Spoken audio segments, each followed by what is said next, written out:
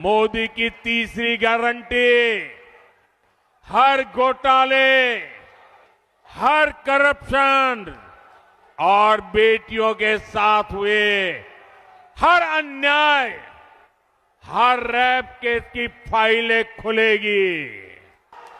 मोदी की चौथी guarantee TMC के राज में जिसने भी करप्शन किया है उसकी जगह जेल में होगी।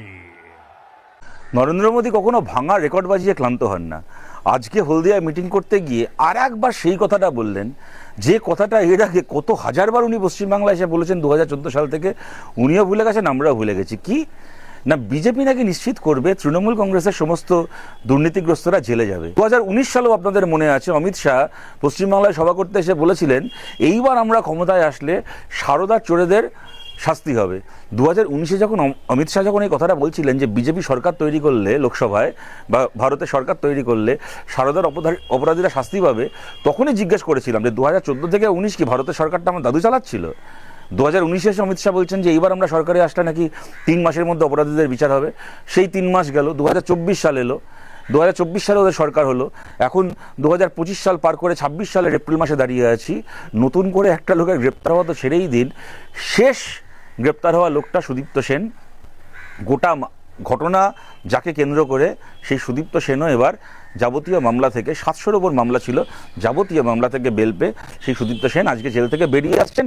ঠিক যখন উনি জেল থেকে বেরোচ্ছেন তখন নরেন্দ্র মোদী বলছেন ওনারা এইবার যদি আবার পশ্চিমবাংলায় যেতেন তাহলে নাকি অপরাধীদের শাস্তি হবে।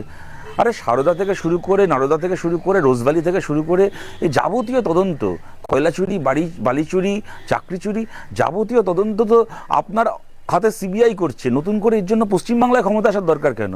পশ্চিমবঙ্গ পুলিশ তো তদন্তগুলো করছে না। যাবতীয় তদন্ত তো আপনার পুলিশ করছে, আপনার সিবিআই, আপনার ইডি করছে। একটা তোতা পাখির শেখানো বুলির মতো একটা কথা উড়ে যান যে কি নাকি সমস্ত প্রমাণ লোপাট হয়ে গেছে।